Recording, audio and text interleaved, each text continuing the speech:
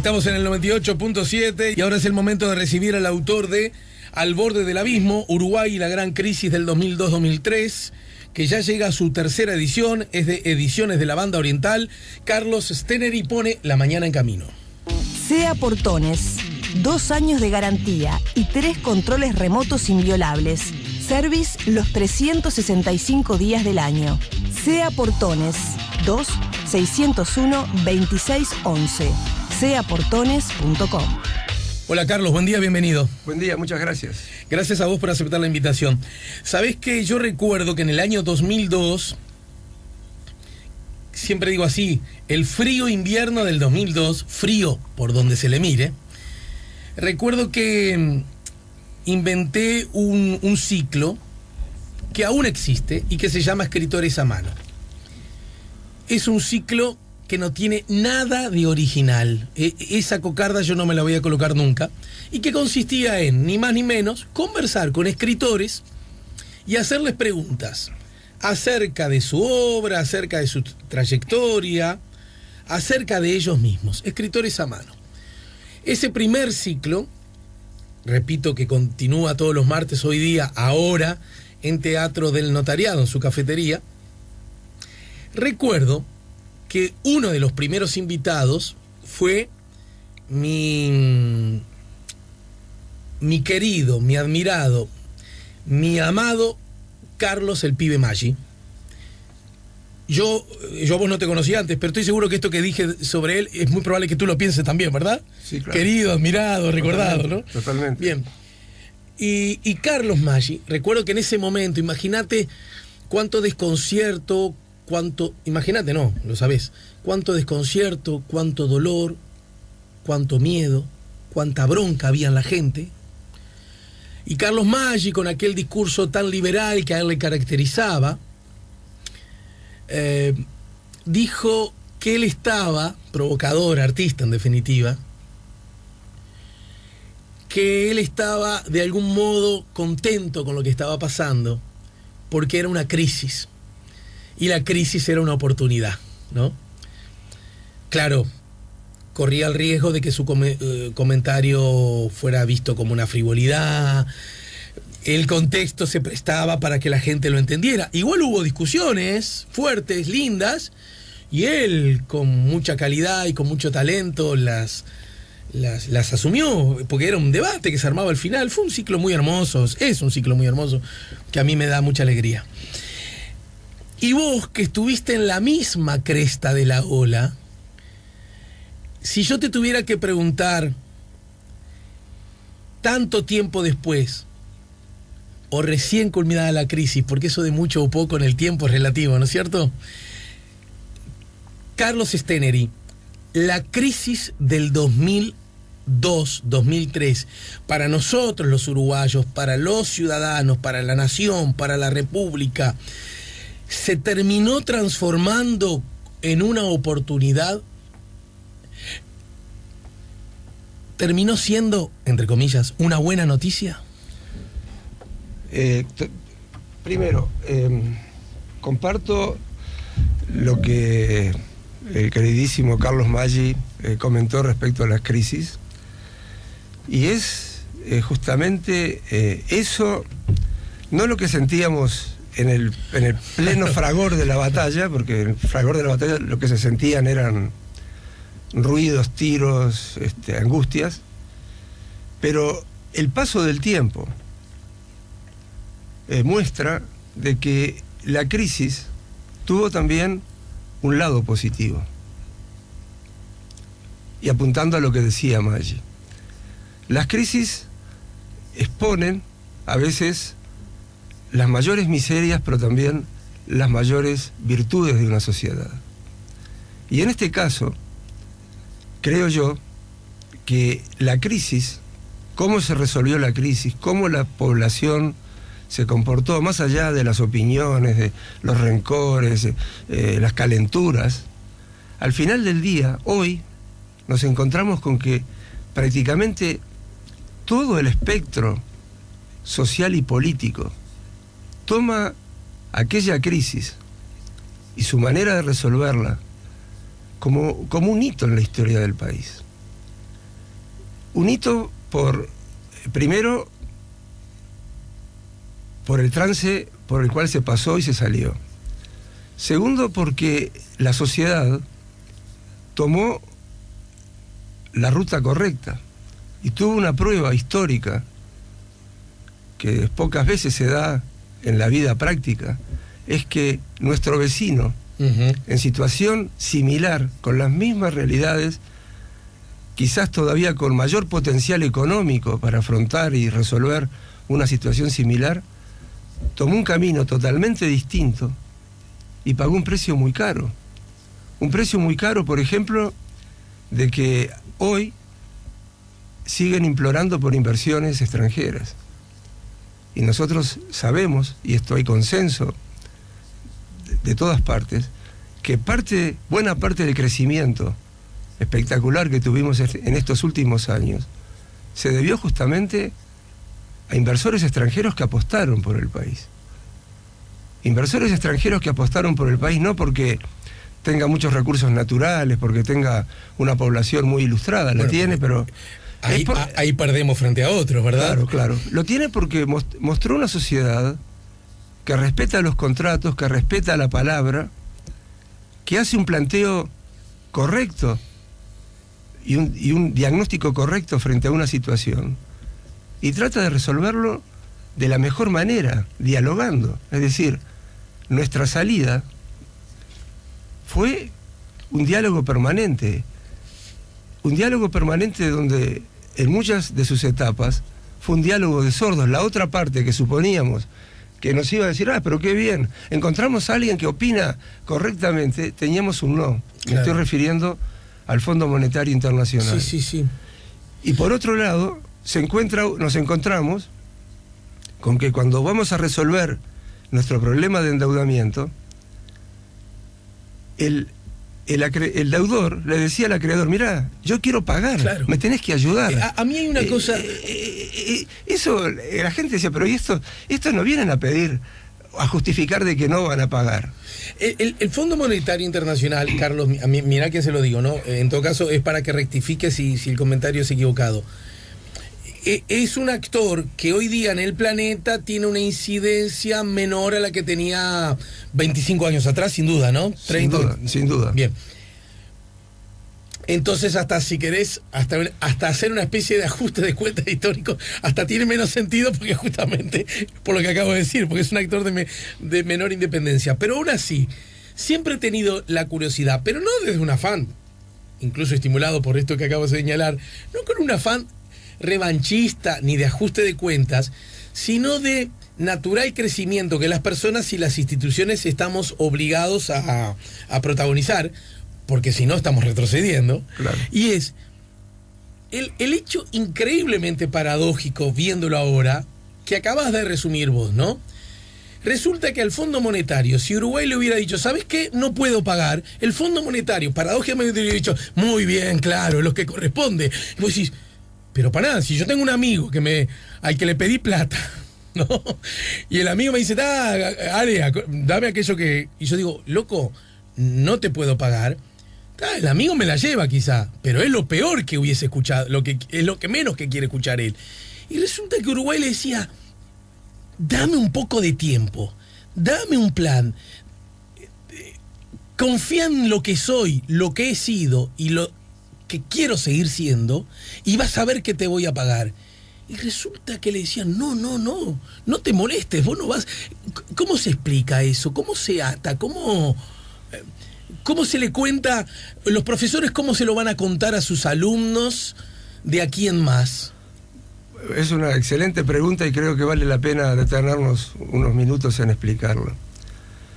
En primer lugar, uno dice el Fondo Monetario Internacional. Bueno, el Fondo Monetario Internacional está regido por un directorio donde los países más grandes del mundo, el grupo de los 7, son los que tienen el poder de voto dentro de ese directorio.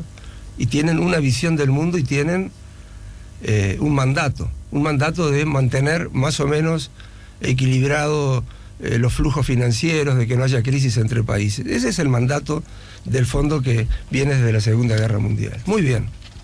¿Qué ocurre? La historia ha mostrado que la mayoría de los países que van al fondo prometen y no cumplen. Es un poco lo del pastor mentiroso. Claro. Dice, mirá, dame plata, que yo... Bueno.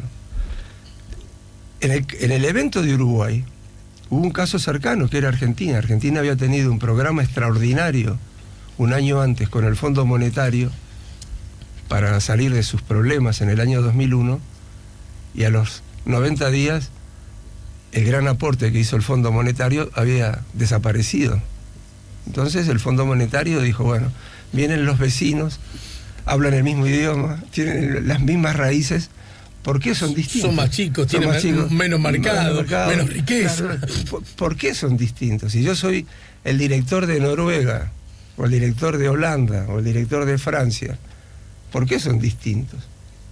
¿Por qué un noruego va a ser distinto a un sueco? ¿Por qué habrían de serlo, verdad? ¿Por qué habrían de serlo? Es decir, yo trato de entender... Hay una lógica en eso. Porque yo hablaba con los directores ejecutivos, eran señores. Bueno, pero ahora voy a citar a Carlos Steneri, sí. Lo voy a citar en una charla off the record que recién teníamos, pero vale la pena, que decía, pero acá es donde vos te das cuenta, lo grosereo para provocar, que un economista lo que menos tiene que estudiar es economía. Quiero decir, que no le alcanza con estudiar economía, que tiene que estudiar historia, que tiene que estudiar sociología, que tiene que conocer los procesos sociales, culturales de las naciones, ¿o no? Por supuesto, porque en definitiva la economía es un segmento que explica ciertas conductas, pero que esas conductas están en un marco mucho más general, que tiene que ver con las cuestiones de la humanidad en general. Pero digo, volviendo al tema, entonces los locos dicen, no, ¿y esto por qué se van a...? ¿Por qué? Uno más, llegó otro más, otro pastorcito mentiroso. Bueno, ese pastorcito mentiroso que éramos nosotros, estábamos convencidos de que esa era la mejor alternativa. Y aquí voy a hacer algunas entre líneas, pero porque vale la pena, porque nos hace bien, digo, un poco a veces elevar la mira. En primer lugar, esa postura respondía a alguien que tenía, a veces, para mucha gente, visiones encontradas, pero había un liderazgo. Había un presidente que decía, ustedes que están allá, que éramos 3 o 4, denle para adelante, esto es así, no vamos a cambiar. Si uno iba a la línea más de abajo, el ministro Bención y el ministro Chugarri, lo mismo. Acá no nos van a mover, esto es así. Preferible, decíamos, hacer un default o dejar de pagar porque nos agotamos, pero no por una decisión unilateral. Porque si dejamos de pagar porque nos agotamos, bueno, morimos en la trinchera con las botas puestas. No fue por... Es una actitud también, saber cómo uno es derrotado.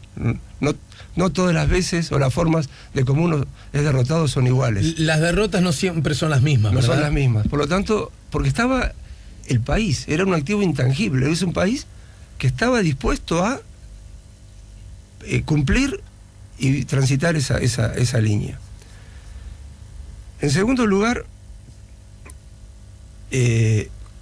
cuando nosotros íbamos después de resuelta la crisis bancaria, con el préstamo de los 1.500 millones de dólares, y fuimos a hacer el planteo de que podíamos pagar la deuda, que era danos tiempo que te vamos a pagar.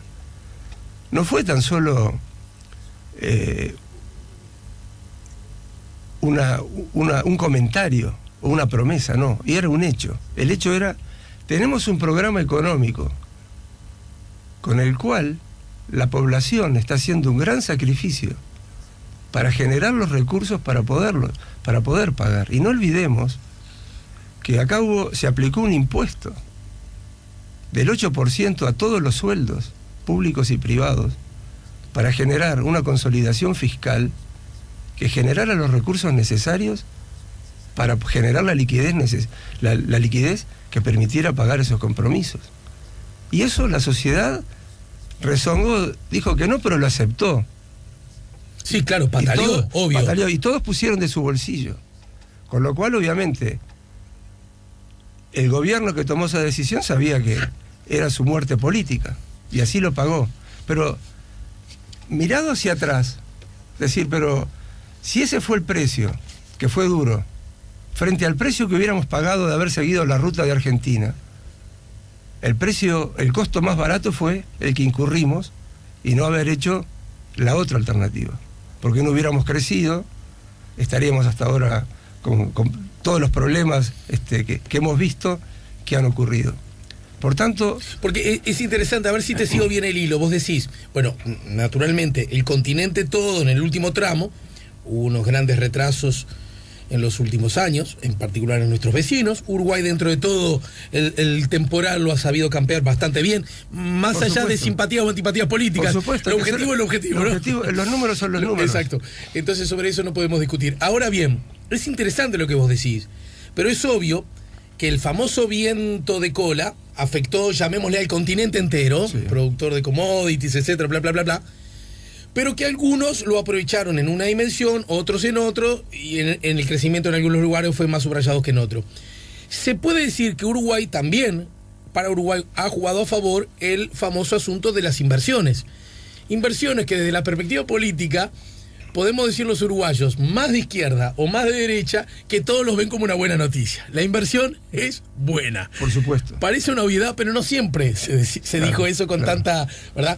Del mismo modo que la inflación es mala. Es un hecho, y por eso estamos buscando un PM. Esa es la prueba del 9. Exacto. Esa es la prueba del 9. Ahora bien, vos decís que de algún modo, más allá de los gestos eficientes que protagonizaron los gobernantes, la memoria vigente y muy fresca de cómo Uruguay salió y resolvió su tema de la crisis le dio credibilidad al país para que el inversor dijera, en un contexto donde está el Mercosur, para si la Argentina está tan cerca, eso siempre sirve, ahí conviene que yo lleve mi dinero, mis pesos, mi proyecto. ¿Eso está valiendo plata hoy día, decís? Por supuesto, está valiendo plata porque es la única manera que tiene nuestro país, que ahorra poco, de financiar inversión. Si uno quiere invertir por 20 y ahorra 10, la diferencia tiene que venir de otro ahorrista. El ahorrista es un inversor extranjero.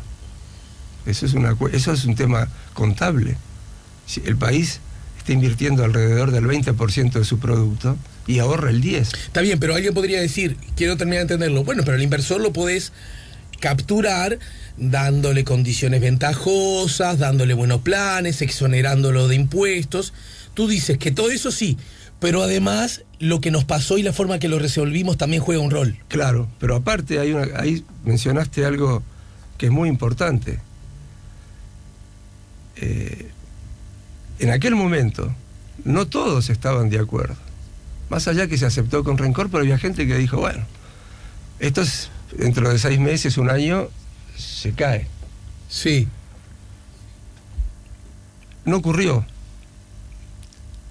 y eso generó, porque en definitiva los hechos son los hechos, que la totalidad, para no decir prácticamente la totalidad del espectro político del Uruguay, no importa desde la izquierda a la derecha, entienden que esos son atributos que el país necesita para crecer. Se generó un tema, hasta digamos, educó a la mente. Como nadie dice hoy, en ninguna plataforma política, no a la inversión extranjera, no a recibir ahorro externo. Vamos a defaultear la deuda, no hay ningún muro. Hubo muros hace 30 años. Como no hay nadie que se le pueda ocurrir hoy decir, vamos a controlar la compra de divisas. Yo, cuando era joven, estaba lleno. Claro. Nacionalicemos la banca. No, porque eso se fue introduciendo para bien dentro del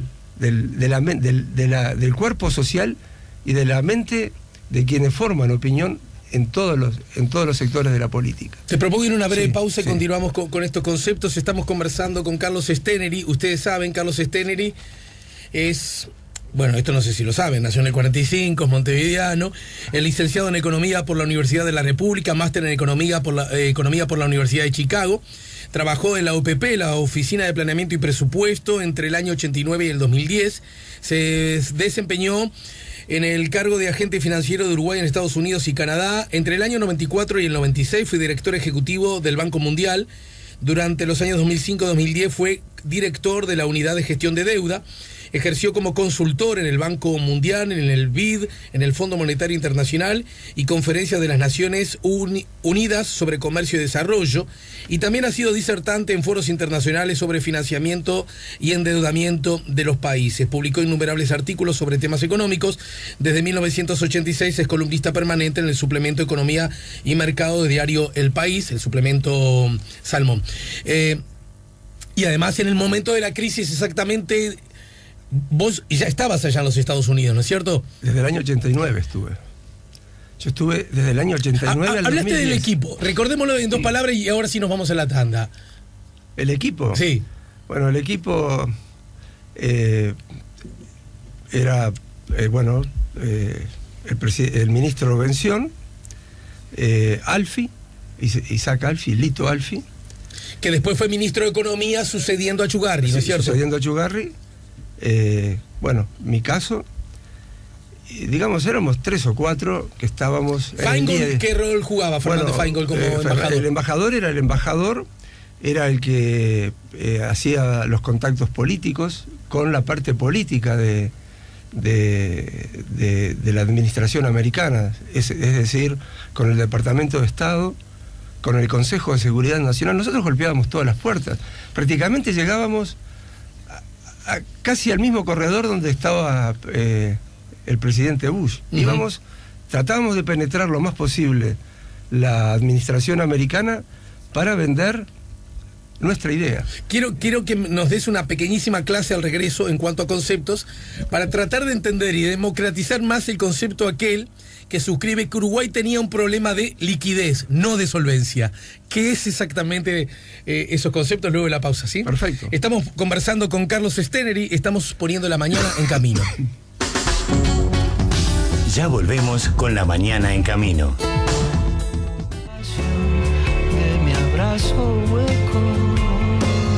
Estamos poniendo la mañana en camino, estamos conversando con Carlos Steneri, que a propósito de la tercera edición del libro El borde del abismo, Uruguay, la gran crisis 2002-2003, va a haber una actividad en la Feria Internacional del Libro ahora, ¿no?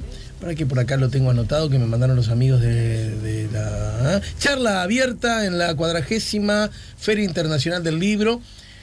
Van a estar junto al autor, Carlos Steneri, Nicolás Lucich, Gabriel Odone y Adolfo García, que en minutos estará. Así que van a poder afinar conceptos acerca de lo que van a vivir allí, sin haberlo previsto, claro.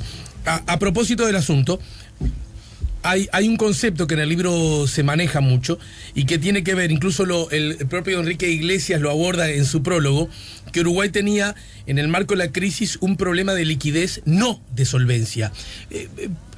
Con lenguaje lo más horizontal posible, ¿podés explicarnos exactamente qué es una cosa y qué es la otra? Bueno, vamos a ponerlo en términos de una familia. Uno tiene que pagar una deuda a fin de mes, tiene una buena casa, un buen patrimonio, pero que no es líquido, que no se puede sacarle recursos inmediatos para pagar una deuda de corto plazo.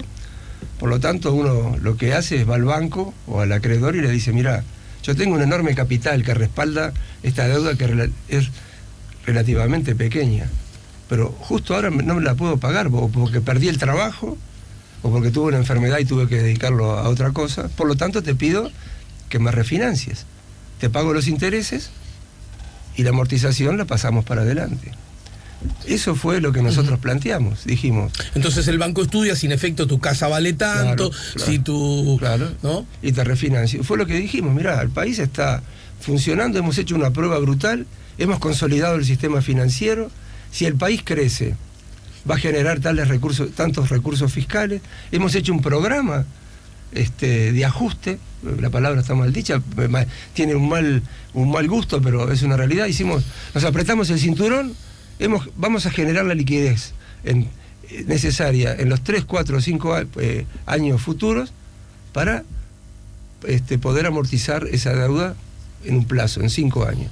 Por tanto, te pido que me la refinancies. Eso es el tema del... Y eso es lo que tanto le costaba acá en el capítulo, la miopía del Fondo Monetario, así lo adjetivas, es lo que habíamos abordado recién, ¿no? Cómo el Fondo Monetario no advertía que, para decirlo a grosso modo, Uruguay no era igual que Argentina, no eran escenarios... lucían como similares, pero somos distintos, esa era un poco la idea, Claro, ¿no? había una actitud distinta. Obviamente, la prueba de que lo que nosotros planteábamos era correcta, la iba a dar la vida, la historia. Es decir, teníamos que cumplir. El futuro. El futuro.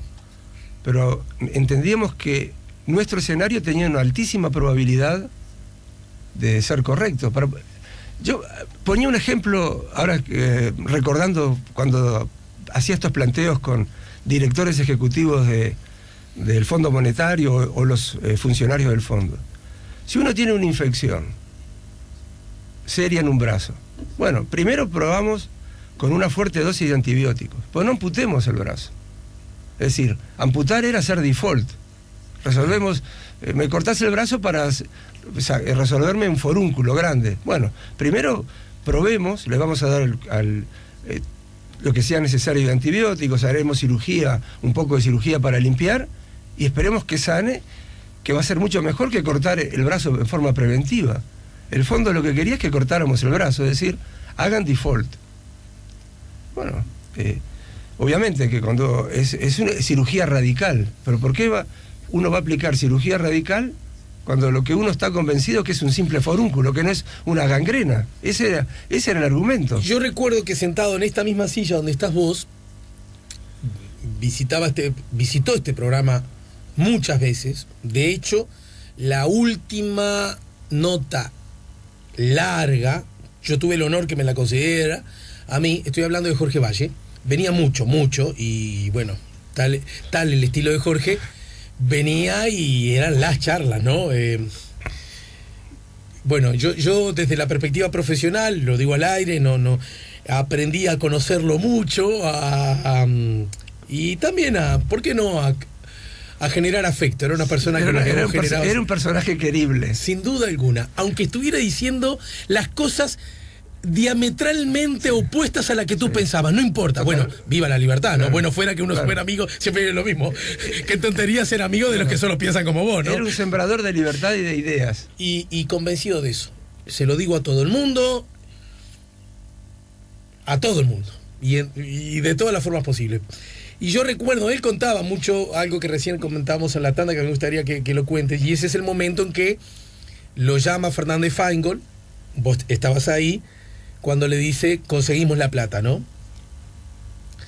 Yo quedaré como un gil en este momento, pero yo estoy haciendo un esfuerzo físico para no emocionarme, porque me acuerdo de la emoción de Valle, contándomelo, y se puso a llorar, porque él decía, medio llorando, decía que de ahí en más siempre jugaron con Fernández Feingold quién había llorado primero.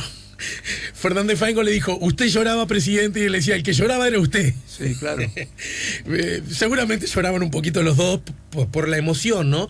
Yo con esto no quiero disminuir el dolor, la impotencia, las angustias enormes y probablemente hasta vigentes que algunas personas sufrieron a propósito. No estoy en ese plan, y estoy seguro, Carlos, yo vos no te conozco, que tampoco estás tú en ese. Por supuesto. ¿Verdad? Fue horrible. Pero las cosas merecen ser narradas también. Obvio, fue horrible. Y la pregunta es, que te la hago vos que estabas allá, ¿cómo lograron que los Estados Unidos, que su departamento, que su tesoro, que sus autoridades, que para el lenguaje uruguayo, que el Ministerio de Economía de ellos, ¿no? Les dijera, está bien, esa plata que necesitan para poder terminar con el feriado bancario, para que no entienda todo el mundo, para poder abrir los bancos, se la demos. Se genera un bypass ahí, que tomen esto que necesitan para hacer. ¿Cómo se logró? ¿En base a qué? Bueno, yo tengo que ser sincero. Yo todavía no sé. No sé muy bien. Lo que sí les puedo decir sin ningún tipo de ambajes ni falsa modestia, nosotros lo que hacíamos o lo que hicimos fue tocar el timbre de todas las agencias de Estados Unidos y en particular del Tesoro, y hablábamos con ellos como si hubiéramos sido conocidos de toda la vida, profesionales donde poníamos toda nuestra pasión, poníamos anécdotas sobre lo que estaba ocurriendo, de que tenían que apoyar un país que siempre había tenido como virtud cumplir sus contratos, su palabra, que nos encontrábamos ante una situación inédita que habíamos importado de la región, que obviamente había desnudado problemas propios, pero que esos problemas propios no eran la generatriz básica de una crisis. Decíamos, por ejemplo, de que era una miopía, tanto para el Fondo Monetario y también para Estados Unidos, no apoyarnos, en el momento que la región estaba en la víspera de tener cambios políticos muy importantes. Por ejemplo, teníamos una Argentina desestabilizada, con varios presidentes en una semana, un país como Uruguay, que siempre había cumplido con sus contratos, con sus programas, y que estaba en una crisis muy severa. Estábamos al lado de un Brasil que tenía un serio problema macroeconómico, en el mismo momento que había un cambio de régimen, porque Lula, en el año 2002, en noviembre, había elecciones, y era muy probable que ganara Lula. Por lo tanto, una región desestabilizada, el nuevo gobierno, frente a una desestabilización, podía tomar el camino correcto o el camino incorrecto. Señalábamos que en Bolivia Evo Morales era candidato y que tenía altas probabilidades de ganar, y que por lo tanto se estaban abriendo una serie de signos de interrogación en la región, que lo más sabio era estabilizarla. Por tanto, nosotros jugábamos en todos los planos, hacíamos nuestro planteo económico, hacíamos el planteo político con Fernández Feingold en el Departamento de Estado, en el Consejo de Seguridad Nacional, y con eso fuimos, desde mi punto de vista, creando una masa crítica de opinión, que obviamente esa masa crítica de opinión leudaba mejor porque había una buena relación entre el presidente Valle y el presidente Bush. Pero uno tiene que tener en cuenta que los presidentes en Estados Unidos también están acotados por reglas, están acotados por un Congreso, están acotados por la opinión pública. No hay tampoco un altísimo poder de discrecionalidad para hacer cualquier cosa. Eso fue generando momentum. Y ese momentum llega cuando fuimos al Tesoro en una de las tantas instancias. Se produce el cambio drástico y dramático de la caída del equipo económico, la renuncia de Bencioni, de Rodríguez Valle, y llego, me acuerdo, un lunes, porque Bencioni me llama de mañana, diciendo, mira, ya no soy más ministro, que esto y que el otro. Fui de tarde al Tesoro y le dije, bueno, yo les venía diciendo que esto terminaba en una crisis política, ahora tenemos una crisis económica y no tenemos equipo económico. Estamos buscando ministro y estamos buscando presidente de Banco Central. A la mañana siguiente volvemos, bueno, hoy tenemos el ministro, que es el doctor Achugarri, y el presidente Julio de Brun, que mañana va a venir por aquí. Llegamos ahí y dijimos, estoy haciendo un poco el relato así, sí. Dijimos, bueno, miren, tenemos los números hechos, tenemos reservas para seguir financiando la corrida por 2 o 3 días, si no, feriado bancario. A los 2 o 3 días, bueno, ¿saben qué? Feriado bancario y no sabemos qué vamos a hacer, porque ahora tenemos los bancos cerrados, se puede cortar la cadena de pagos porque hay que pagar sueldos, hay que pagar las empresas, las exportaciones. Estaba parado, es decir, el país se trancó. Ahora, ¿cómo hay que salir? Es decir, fue como una suerte de bolero de Ravel, un increyendo, sobre la misma partitura, sí, cada vez más sonoridad. Tenemos que salir y nosotros entendemos que esta es la mejor salida. Y eso termina en que el Fondo Monetario seguía en su posición de no, el Tesoro evaluando. Sabemos, supimos, hablas del Tesoro, el Tesoro de Estados Unidos, ¿no? El Tesoro de Estados Unidos. Supimos ya en los últimos días que el propio subsecretario del Tesoro, John Taylor, llamaba, trabajaban de madrugada porque Europa abre más temprano, que por razones de horario a las 3 de la mañana ya están los ministerios abiertos en Europa, iban a las 3 de la mañana a hablar con sus pares de Europa para conseguir que los directores ejecutivos que dependen de los ministerios de Economía en el Fondo Monetario cambiaran su posición. El día que ellos logran tener ese consenso fue cuando nos dicen hay 1.500 millones de dólares. O sea que la decisión del Tesoro de alguna manera también está influenciada a la corta o a la larga por decisiones de la propia Europa, digamos, en consulta con Europa. Bueno, consulta o no sé si le aplicaron verticalidad de Europa. Tenemos que hacer esto. Claro, el tema es que ellos nos daban la plata, pero ¿cómo recuperaban la plata? Porque era una plata de caja chica, que quedaba expuesta, no podían, no sé, las normas... ¿1.500? 1.500 millones. No sé las normas internas del Tesoro, por cuántos días pueden quedarse sin rendir cuentas. Es decir, entonces prestamos, el Fondo Monetario rápidamente hace un programa espejo a esos 1.500 millones de dólares y ellos nos desembolsan y ahí ponemos la plata de vuelta adentro. O sea que Uruguay le pagaba al fondo para que el fondo le pague a Estados Unidos, digamos, una cosa así. No. Esos 1.500, ¿cómo volvían a Estados Unidos?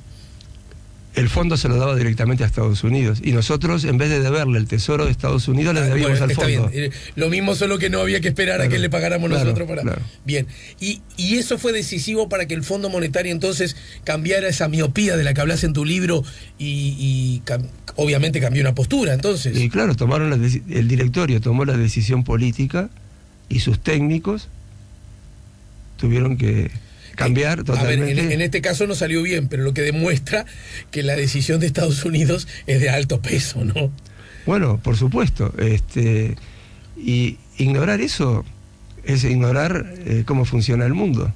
Digo, como ignorar Bueno, preguntarle a la marihuana y la farmacia, ¿sabes? Claro, o el peso que puede tener China en una decisión. Digo, hoy China tiene cargos importantes dentro del Fondo Monetario y debe haber temas en los cuales sin la opinión positiva de China no se pueden llevar adelante. Digo, no, el mundo es así. Digo, no es que nos guste o no nos guste, es el mundo. Y en ese contexto ahí me parece dos preguntas que se imponen y que dan para larguísimas respuestas, casi te diría hasta seminarios, así que te voy a pedir esfuerzo para sintetizarlas. Por un lado, a grosso modo, ¿y por qué? Porque yo, si soy el Fondo Monetario, podría decirles, ¿no? Juego al ser el fondo, y como decías vos, primero, ¿por qué voy a suponer que ustedes son distintos a los argentinos? Pero además, podría decir con el Uruguay, pero a ustedes les pasó esto porque ustedes hicieron cosas mal, porque aún admitiendo que ustedes son distintos a los vecinos, yo podría decir que si hubieran hecho las cosas mejor o de otra manera, no les hubiera pasado lo que les pasó. La pregunta, ¿se sabe exactamente, hay, por decirlo alguna, una sola verdad acerca de por qué nos pasó lo que nos pasó? ¿Fue solo por lo grosereo, los ROM y el Banco Comercial? ¿No hubo un error político, económico, financiero al pegarnos a Argentina y no irnos a la devaluación brasilera años antes? ¿El Banco Central y sus controles no fueron demasiado flexibles o definitivamente omisos? Pregunto. Bueno, es una buena pregunta y creo que para eso los historiadores tendrán que opinar. Yo tengo alguna opinión. En primer lugar, en materia de política económica, todos somos pecadores. Todos. Acá no hay santos. No porque los países quieran ser pecadores, sino porque las circunstancias llevan, es la vida, la condición humana, la condición social de los países. Eso es en primer lugar. Y las materias culturales, claro, también, de las que uno forma parte, ¿no? En segundo lugar, y esto ya es una opinión muy personal, pero bueno, Uruguay, no debemos olvidar que en la década del 80 tuvo una crisis bancaria muy severa, a raíz de la tablita, que a su vez podemos decir que vino también por razones externas. Hubo el reciclaje de los petrodólares en la década del 70, hizo que la banca nuestra tomara dólares de afuera y los prestara domésticamente. Bueno, esa banca quedó escorada, salió escorada de la dictadura. Los gobiernos democráticos hicieron lo posible, es decir, tenían que resolver varios frentes, y el tema bancario no es un tema fácil de resolver, ni en un país como Uruguay, ni en Europa, ni en Estados Unidos. Bueno, se vio hace poco. Se vio hace crisis, poco, ¿no? y en Estados Unidos todavía siguen teniendo problemas bancarios, y en Europa lo mismo. Así que es una parte muy delicada del organismo social de cualquier país, los sistemas financieros. Por lo tanto, fuimos teniendo durante los 80 y los 90 bancos domésticos que estaban poco capitalizados. Basta recordar de que había una cantidad de bancos en la década del 80 que se fueron fusionando. ¿Por qué lo fusionaban? Para juntar pedazos y tratar de hacer instituciones más potentes. Donde el Banco Central le daba, de alguna manera, era como un hijo que tiene condiciones mentales diferenciales. No le podía aplicar las mismas reglas. No le podía exigir que fuera a la escuela y sacara muy bueno. Tenía que hacer porque si no, tenía que mandarlo a otra escuela. El hijo tenía que salirse de la escuela, tenía digamos. Que salirse de la escuela. Y eso, pero ¿por qué no lo hizo? Bueno, porque atrás, primero es un sistema complejo, había otros temas a resolver, había un tema de empleo bancario. Reestructurar bancos implica reducir la plantilla laboral. O sea, perder trabajo, que la gente pierda su trabajo. Y claro, si son bancos que están sobrando y uno fusiona bancos para hacer lo mismo, hay puestos de trabajo que están sobrando. Sobran sucursales. Si había 3 sucursales en la misma manzana de distintos bancos y lo fusionamos, un solo banco, sobran 2 sucursales. Tan fácil como es. Bueno, entonces se fue llevando. Tuvimos después todavía se agrega en aras de resolver ese problema, malos banqueros, que sobre un cuerpo debilitado hicieron prácticas desleales, porque una estafa en un banco termina en una estafa. Si el banco es un solo banco, se estafa, se cierra. Esto no. Para poner los puntos ahí, estamos hablando de los casos de los RON, por ejemplo. Claro, los RON, bueno, muy bien. ¿Y los peiranos aplican en esa misma dirección? Bueno, yo diría que fueron banqueros que hicieron prácticas bancarias muy riesgosas, porque el banco local... una cosa es riesgo y otra cosa es delito, ¿no? Bueno, no, por supuesto, pero después del riesgo se pasa al delito, porque cuando uno puede tapar el agujero, está bien. Empieza, ¿no? A ver si te sigo la filosofía. No siempre terminas cometiendo delito porque esa fue tu intención, claro, sino que porque tomaste un riesgo, y eso sí se te debe, terminaste cometiendo el delito. Tenían empresas en Argentina, la financiaban desde Montevideo, bueno, la Argentina colapsa. Es decir, porque en definitiva... Lo que tenemos que tener en cuenta es que los banqueros están para ganar dinero, no están para que le cierren el banco. Es decir, él gana dinero. Lo peor que le puede pasar a un banquero es que le cierren el banco, porque se le termina la fuente de ingresos. Por lo tanto... Igual esto al margen, banquero fundido... Sí. Banco fundido conozco mucho, banquero fundido conozco poco, ¿no? De acuerdo, pero un banco activo... sigue siendo una fuente de ingresos. Bueno, es la vaca que sigue dando la leche. Claro, no vamos a matar la vaca. Claro. Después que el dueño de la vaca no se muera o esté bien, pero la pase mejor que yo, es mejor tener la vaca. Sí. Por supuesto. Sí. Muy bien. Entonces, obviamente, cuando empiezan a aparecer esas grietas, los otros bancos que estaban medio zombies ahí flotando, también se caen, porque si se cae el banco comercial... Es un arrastre, ¿no? Claro, viene una ola, se lleva todo. Si uno no tiene buenos cimientos, el murallón no tiene buenos cimientos, pega la ola y se lleva todo. Ya sé que terminó el partido y que hoy es lunes, pero aún así creo que la pregunta aplica, no con el afán de hacer cuentas, sino con el afán de aprender. ¿Pero pudimos haberlo evitado? Bueno, yo creo que vamos a ponerlo como enseñanza, como lección, más que... Desde ese lugar, créeme que lo pregunto. Yo creo que es muy riesgoso tener bancos que no están bien capitalizados.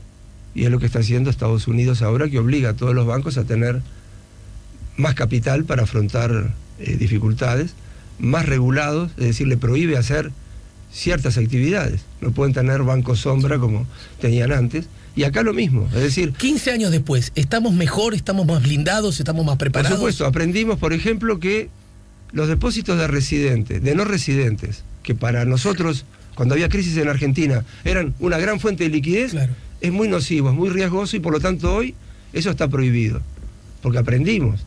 pero nadie lo dijo antes. Nadie de ninguna parte del espectro político, ni nadie, inclusive de los propios trabajadores bancarios que estaban ahí adentro. Esto no, había actividad, eso en primer lugar. A ver, para decirlo, los porteños traían la plata para acá, estábamos bárbaros. Y estábamos fenómenos porque teníamos la... Claro, y teníamos plata y los bancos estaban líquidos y podían prestar. Esa es una. Segundo, no se puede prestar a otros países, como lo hacían, es decir, un banco local prestarle a otro país, sin tener bien entendidas cuáles son las reglas. Entonces los bancos, el Banco Comercial y el Banco Montevideo, por citar los dos casos, prestaban a empresas argentinas. Bueno, uno no tan solo con esa actividad está absorbiendo el riesgo Uruguay, sino también que está absorbiendo el riesgo argentino. Entonces hoy hay regulaciones muy estrictas para hacer eso, pero eso lo aprendimos después de que ocurrió, porque eso fue parte de la quiebra del Banco Montevideo, es que había muchos activos que el banco tenía que se hicieron insolventes justamente por la crisis de Argentina. Y aquel Carlos Steneri, y aquel debate previo en el tiempo, quiero decir incluso, ¿no?, acerca de que Uruguay no se debió haber pegado tanto a Argentina y su convertibilidad y haber de alguna manera agarrado más el camino brasilero de la devaluación. Yo sé que en aquel momento se decía, mirá que la inflación se va a comer la devaluación de Brasil y todo aquello, pero yo recuerdo, sí, lo tengo muy claro, bueno, más allá de que por supuesto he leído, pero recuerdo que había un debate que decía, no, se puede rumbear para otro lado. ¿Vos qué dirías? Bueno, diría, primero no era una solución, no era una decisión fácil. ¿Por qué? Porque Uruguay, su régimen cambiario es un promedio de lo que pasa en Argentina y Brasil. Teníamos un país que había devaluado y otro con convertibilidad. Entonces decir, bueno, ¿dónde estoy parado? ¿Me pego a Brasil y me despego de Argentina o me hago promedio? Como ese promedio funcionaba, es decir, hasta el momento que de la crisis no había problema ni de competitividad ni de atraso cambiario, el tipo de cambio nunca estaba pegando, pegando en la banda, teníamos una banda de flotación, sino más bien estaba en el medio y el Banco Central no tenía que intervenir demasiado para mantenerlo dentro de esa banda. Es decir, bueno, tenemos que estar muy atentos y entre la primera saltamos. ¿Qué pasó?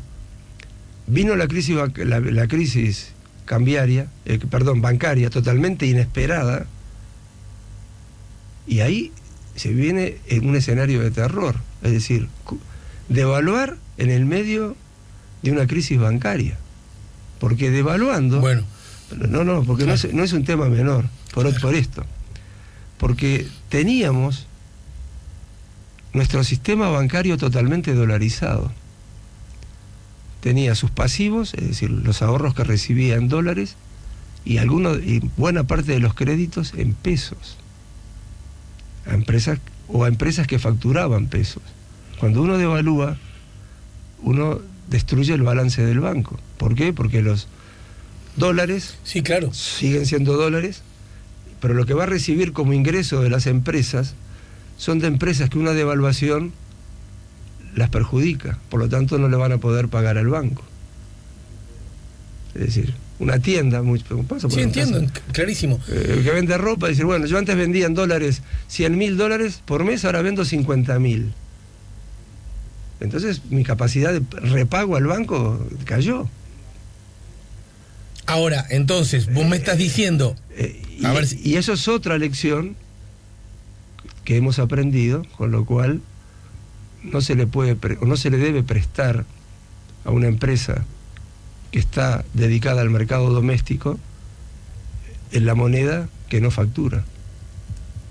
Es decir, si vende en pesos hay que prestarle en pesos y no en dólares. Me estás diciendo que en realidad no estaba tan claro que entonces, como devaluó Brasil, allá vayamos a hacer lo que hicieron los brazucas, ¿no?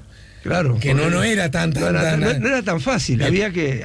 la idea... En ese caso, Uruguay hoy, 15 años después de la crisis, podríamos decir que, en líneas generales, somos, por historia, por geografía, por mercado, muy dependientes del mundo y muy dependientes de nuestros vecinos. Pero aún así, hemos ganado dosis de independencia un poquito, ¿no? No estamos mejor parados, más libres, más soberanos, en el sentido bueno del término, ¿eh? De acuerdo, yo creo que ¿es sí, verdad? yo creo que sí, porque esas son algunas de las dimensiones positivas de la crisis. Lo que hablábamos al comienzo. Claro, la regulación bancaria que tenemos hoy es mucho mejor que la que teníamos antes. No porque antes no se quisiera, es porque no se sabía los efectos nocivos que podía tener esa realidad. Tampoco aprendimos de que se debe flotar el tipo de cambio, sean cuales sean las circunstancias, y no tenerlo más o menos pegado a algún paradigma, porque si ese paradigma se rompe, la ola o el impacto hacia atrás es muy fuerte. Ya llegó Fito Garcelo, lo escucho que anda por ahí. Decile a Fito que entre un segundo. Así saludo a Carlos Stenner y que hoy anunciado, ¿me escuchaste, Fito? Arrimá la silla, por favor, Fito. Estamos al aire. Casi me mando sin pedir permiso. Y bueno, estás en tu casa, así que si eso ocurre, Fito, jamás, arrimá la silla, arrimá el fogón, la silla, ojo que tenés los diarios ahí. Pero si hubiera sabido, venía antes. Pero que increíblemente, sí, le cuento ahora al público algo que tiene que ver con la cocina. Bueno, lo de Fito ya lo teníamos agendado hace semanas, sí, y justo me llegó el libro de Banda Oriental. Y como yo ya había leído la primera o la segunda edición, lo tenía muy presente, y cité a Carlos. Carlos de inmediato acepta, y ahí yo mismo, que soy el director del programa, caigo en la cuenta de que ustedes iban a estar juntos en la charla que se va a hacer en el marco de la feria. Así que vos llegaras me parece bien. Porque Carlos, que es uno de mis héroes, un héroe anónimo, porque la gente no lo conoce mucho. Pero ahora lo está conociendo más, ¿verdad? Sí. Entonces, Carlos me hizo el honor de invitarme a presentar ese hermoso libro. Mira, me parece... Debe ser de las cosas más... Para mí, lo más ecuánime que se ha escrito sobre el 2002. Lo más ecuánime que hay. Mira, voy a mandar una breve pausa, y yo sé, Fito, que no solo no te va a molestar, sino que te va a gustar que el arranque de tu columna lo compartamos con Carlos. Al contrario, ¿verdad? Claro. Porque hay un aspecto que me parece que justamente tiene que ver con tu materia, que tiene que ver con el análisis político, yo diría político, histórico, cultural, sociológico del Uruguay, y que tiene que ver con algo que dice tu otro gran amigo, que es Enrique Iglesias, en el prólogo, acerca de la salida y los distintos actores que lucen, y está bien que así sea, como muy diferentes, cada uno ocupando lugares distintos, cada uno incluso con discursos distintos, hasta se podría decir con objetivos distintos. Pero cuando vimos el fuego en el granero, todos desde su lugar nos transformamos en bomberos, ¿no? Y eso sin caer, estoy en las antípodas, de las tentaciones chauvinistas, xenófobas y nacionalistas, igual parece lucir como un rasgo de identidad. Y tengo algo para decir sobre eso y capaz que discrepamos. Bueno, me gusta, y por eso Fito es mi amigo.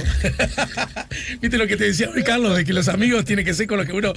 Por eso son amigos. Exacto. No para que opinen igual.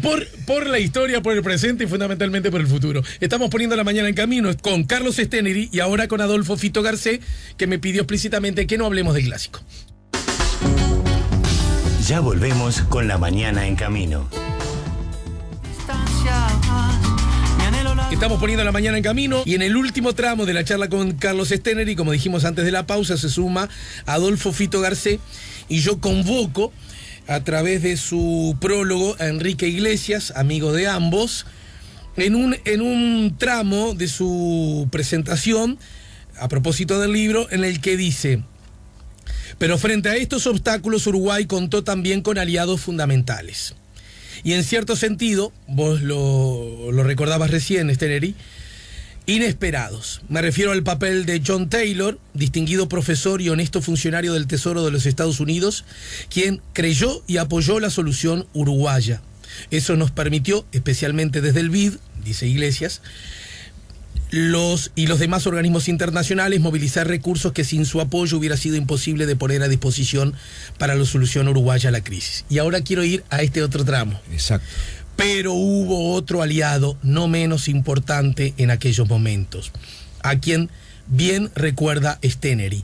fue la conducta de los sectores políticos, empresariales y sindicales y de la propia opinión pública nacional que al apoyar, dejar hacer o simplemente confiar en el país acompañaron y viabilizaron el camino adoptado por el gobierno. Se puso de relieve una vez más que uno de los grandes atributos de las democracias modernas es el de saber promover los necesarios consensos a que convoca la historia en momentos difíciles de la coyuntura económica, social y política. A mí siempre, a mí me parece un resumen, no si querés necesariamente para compartir de punta a punta, ya adelantó Fito que a lo mejor nos trae alguna novedad, pero sí como piedra angular del desarrollo y de la visión que podamos tener acerca de la historia, de las características, cualidades, ¿por qué no?, de nuestra nación. Sobre eso, Neri, ¿qué tenés para decir para que ahora Fito diga lo suyo? Concuerdo con ese comentario. Bueno, lo decís en tu libro vos, ¿no?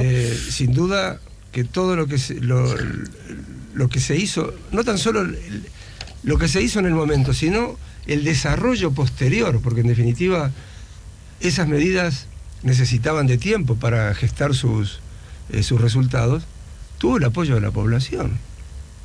¿Sí? Si bien a la población no le gustó y después votó en contra del gobierno que aplicó eso, pero vamos a ponerlo de otra manera. La nueva administración que entra en el 2005 tiene un programa de gobierno que era el mismo programa de gobierno en materia macroeconómica, es decir, los números macroeconómicos, era el mismo, si no cambió una coma.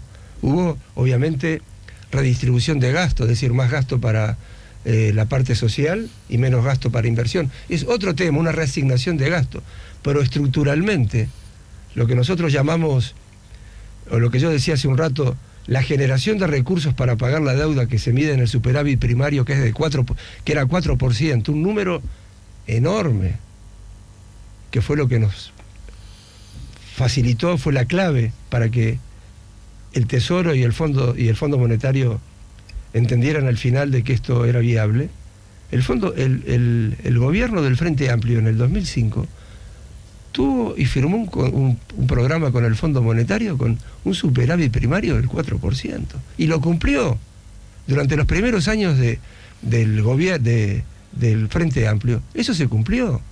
Hoy los números son distintos, pero en los primeros 4 o 5 años que eran necesarios para consolidar en la práctica esa salida, se llevó adelante. Eso es un hecho, no es un comentario sesgado, son los números. Por tanto, lo que dice Enrique Iglesias es totalmente cierto. ¿Y vos, Fito?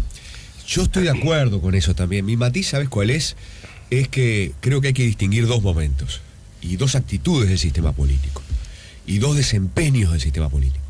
Creo que hay un desempeño muy bueno, ¿no? con matiz de excelente en la salida de la crisis, que tiene muchísimo que ver el recordado Alejandro Achugarri con esto, ¿no? Tienen que ver funcionarios como Carlos, tiene que ver el sistema político en general, tiene que ver la actitud de los partidos, ¿no? En fin, yo diría que la salida es muy bueno Sote. Pero lo que pasa es que olvidamos decir, creo yo, puedo estar equivocado, que ingresamos a una crisis dramática. Y que en el ingreso a la crisis dramática, a esa crisis dramática, capaz que los partidos tuvieron que ver. Yo no estoy muy convencido. A ver, que tuvimos por eso el libro de Carlos es excelente, ¿no? Porque cuenta muy bien las circunstancias, ¿no? Lo dramático que fue el shock externo. Pero a mí no me convence mucho cómo manejó nuestro sistema político, y digo gobierno y digo oposición. En general, el sistema político en general, los años previos, ¿viste? Creo que... No, justo estaría llegando vos cuando lo conversábamos un poco con Neri. Sí, lo conversaron. Claro, desde la perspectiva más técnica, económica, ¿no? Claro, yo no puedo juzgar, pero bueno, en fin, la parte estrictamente económica, pero el desempeño político. Voy a empezar por ¿A lo qué último. aludís? Mirá, voy a empezar de atrás hacia allá, ¿no? De lo último a lo primero. Sí. Por ejemplo, la ruptura, de lo menos viejo a lo más de la viejo. coalición en octubre del 2002 con el país en profunda crisis. A mí me parece que fue un golpe muy duro, que dejar al gobierno en minoría en ese momento la verdad, salió bien. Pero la verdad, Rosa, voy a ser un poco duro, perdónenme, porque no encuentro otra palabra, estoy resfriado, será por eso. Pero Rosa la irresponsabilidad, ¿no? Romper la coalición en octubre del 2002. Está bien, había cálculos políticos, estaba clavado, era evidente que los blancos se tenían que en algún momento tomar distancia. Cálculo político y práctica política, era habitual, ¿no? Ya se sabía, ya a determinado momento se van a ir, pero ¿sabes qué? Ese gobierno, el gobierno colorado y blanco, había ganado la elección con la promesa de la estabilidad política y de la estabilidad económica, con la promesa de más de lo mismo. Lo habían logrado durante la presidencia de Sanguinetti con el apoyo fundamental de Volonté. Y la gente los religió por eso. Este es un gobierno que ofrece ¿qué? Estabilidad política, estabilidad económica. No hubo estabilidad económica, no hubo estabilidad política. Para mi gusto es realmente, ¿no? Es un golpe al elector. Además Abreu quedó solo en la convención del Partido Nacional, ¿te acuerdas, no? De eso. Bueno, no me acuerdo, pero sí sé que Abreu la movida no había que irse en ese momento. Sí, él formaba parte del ministerio, estaba en ese momento era ministro de Industria. En fin, voy unos meses para adelante. Julio del 2002, plena crisis. Steiner y no podía dormir. Por una vez estoy exagerando. ¿No? Pero la verdad era dramático el asunto. Tirar el ministro de Economía. Tirar el ministro de Economía. En plena crisis. Salió bien, pero tirar el ministro de Economía. Voy más para atrás. Interpelaciones en plena corrida bancaria. Interpelaciones a los ministros de Economía en plena corrida bancaria. ¿Alguien puede decir que eso es ser responsable? ¿No? Y había de todo, había del lado del frente, había del lado de los blancos, ¿no? Interpelaciones. Y sigo para atrás. Con dolor en el alma, porque yo le tengo admiración, quizá no, seguro que Carlos tuvo una relación infinitamente más estrecha. Yo hablé una vez en la vida con Jorge Valle, pero ese año previo a la crisis de Jorge Valle no fue bueno, en términos de liderazgo presidencial. Hablamos también de Jorge Valle en la charla hace un ratito. Lo digo con dolor, porque la verdad que es una figura que merece muchísimo respeto. En fin, ¿no? Yo voy, para atrás y digo, hay muchas cosas que a mí no me conforman. Claro, como dice Iglesias, ¿no? Creo que lo dicen en el prólogo ese, o en algún lado, ¿no? Todos somos generales después de la batalla. Es una papita, ¿no? Pero la verdad, uno desearía que si alguna vez nos vuelve a pasar algo así, que digamos que lo sano del sistema político uruguayo no aflore, y lo responsable no aflore solo en la salida, también tiene que aflorar en la entrada, ¿no? En los momentos antes de la crisis, cuando se ve venir, tiene que haber un pacto. Sin que el granero esté en llamas. Eso, claro, porque apagar el fuego después, claro, nos quemamos, nos prendemos. Es racional apagar el fuego, ¿viste? Todo el mundo se prendía fuego. El frente tenía que colaborar, porque si no recibía un país destrozado. El asunto es antes, che. Antes que Steiner diga lo suyo, es casi como final del encuentro. Yo siento la obligación cada vez que se habla de esos temas de hacer una reivindicación genérica vinculada al PIT-CNT, muy particular vinculada a Ebu y muy particular a Juanjo Ramos, que creo que fue una figura de altísimo calibre nacional. Está muy bien lo que dice. Claro, el hombre ya murió demasiado joven. Claro. Andás a ver qué proyección tenía de cualquier tipo. No, eso nunca se va a saber. Pero me parece que es bueno que también lo digamos, muy ¿no? Constructivo. Porque a Ebu fue una pieza. Vos pensás lo mismo, ¿no, Carlos? De acuerdo. Y más con la figura de Juanjo Ramos. Yo sobre lo que ha dicho Fito he pensado mucho y he tratado de vuelta. Aprendí de Enrique Iglesias a tratar de mirar el lado soleado de la vida y no mirar las sombras. Obviamente que hubo sombras, pero esto es una opinión muy personal. Obviamente me parece, concuerdo con lo que dijo Fito, fue con todo el lío que teníamos interpelar al ministro, por interpelarlo, hacer caer al ministro así de un día para el otro, como que si un cambio de ministro o de presidente de Banco Central fuera la panacea. Es decir, no eran las personas, era un flujo de problemas que había que resolverlos y hacer los cambios en el momento acertado. Pero también tengo la sospecha, y eso quizás fue también algo que menciono en el libro fue un error del presidente Valle, es que me parece que no había una buena comunicación entre el Ejecutivo y el cuerpo político del verdadero problema que teníamos. La política me parece que decía, bueno, tienen un problema, pero ya tuvimos tantos, de esto vamos a saber. No tenían idea de la profundidad. De la dimensión. De la dimensión, porque también tenemos que tener en cuenta que en temas de corrida bancaria, el secreto de lo que está pasando es vital, si no, uno incentiva la corrida bancaria.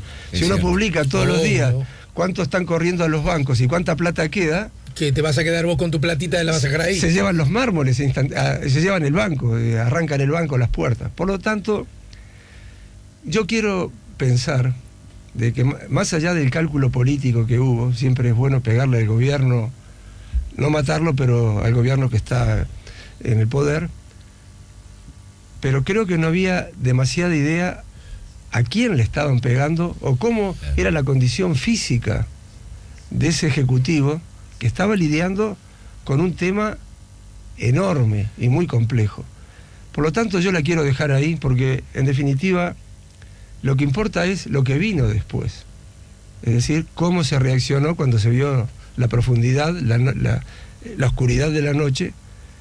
Y creo que también, mirando para adelante, hoy ya después de 15 años, lo que importa es que si en algún momento pudimos ponernos hombro contra hombro en un problema tan complejo, hoy frente a los problemas tan complejos que tiene el país para resolver, no tan dramáticos como una crisis, pero todos los problemas que todos sabemos, la educación, la seguridad, bueno, la educación sobre todo, bueno, vamos a ponernos hombro contra hombro, saquémonos la camiseta, hablemos como ciudadanos, hagamos una gran polémica, todas las posiciones, y hagamos lo que el país necesita. Creo que eso también vale como resultado. Estoy completamente de acuerdo con lo que decís, Carlos. No es darle un palo a Jorge Valle. Jorge Valle podría haber convocado en aquel momento una cumbre secreta de líderes, ¿no? Jorge Valle, Julio María Sanguinetti, Danilo Astori, Tabaré Vázquez, Larrañaga, Gallinal, Lacalle, y haber dicho, mire muchachos, esto es secreto de Estado. Pero la cosa es así, o aflojamos o nos vamos por el tobogán. ¿Ah? No se hizo. Tiene que ver con las características personales de Valle, etcétera, etcétera, etcétera. Vázquez tampoco lo hizo. ¿Por qué no hizo eso en el 2015? ¿Por qué no hizo una cumbre de los líderes para decir hay que reformar la educación? ¿Por qué? Además, habló de educación durante la campaña electoral. ¿Por qué no lo hizo? ¿No? Entonces no es simplemente señalar a Jorge Valle, es que en los temas importantes, en algún tema clave, cada tanto, se tienen que poner de acuerdo, aunque sea una vez. Bien, para terminar, seguimos un rato contigo, Fito. Muchas gracias, Carlos, desde ya. Algunos mensajes llegan y estoy feliz porque hacen hincapié en algunos asuntos al que hicimos referencia cuando hablábamos de cómo salimos y el entusiasmo que, bueno, a mí se me nota, yo tengo, porque a mí me gusta esa postal que nos damos a nosotros mismos. Claro. Sí, pero sin embargo, viste que hicimos la precisión, sin caer en la frivolidad de olvidar el dolor, aún para muchos vigente, que son, como suele ocurrir, y ese es un paradigma que yo como ciudadano hago esfuerzos para cambiar, el dolor aumenta cuanto más frágil en la cadena económica y social sos, ¿verdad? Eso también se sabe. La pasan peor los que menos tienen. Es obvio. Es obvio. Y ese es un asunto que yo, como ser humano, más allá de simpatías o antipatías políticas, es algo que no me resisto a aceptar como natural, ¿verdad? Y que procuro cambiar. Perdóname, Alejandro, déjame poner un ejemplo. El otro día en clase, en Ciencias Económicas, justo, estábamos hablando de no sé qué, de la crisis, no sé por qué, ¿no? Entonces yo pregunté, ¿ustedes saben que hubo una crisis en el 2002, una crisis dramática en el 2002? Algunas eran como 200 estudiantes, algunos cabecearon. Entonces fui un poquito más lejos en la pregunta, como me enseñó Alejandro, que siempre va un poquito más lejos, ¿no? Y pregunté, ¿alguno de ustedes tiene familiares que se tuvo que ir del país? Y varios levantaron la mano. Hubo gente que se fue del país, en el 2001, en el 2002. Claro. Porque acá no se podía más. Y entonces algunos mensajes llegan, perdonale, 099-894-987, Alejandro, buen día, ¿quién dijo que cada 5 vehículos circulan en la calle uno? Bueno, este es otro tema anterior. A ver, mira qué interesante. Buen día a todos, ánimo, aguante el tiempo. Bueno, pucha, me estoy equivocando en todos. Murphy está con nosotros. Pará, ahora sí. Creo que ahora sí. Perdón, Alejandro, la crisis la pagó el obrero, la clase media y las familias dominantes se hicieron más ricas.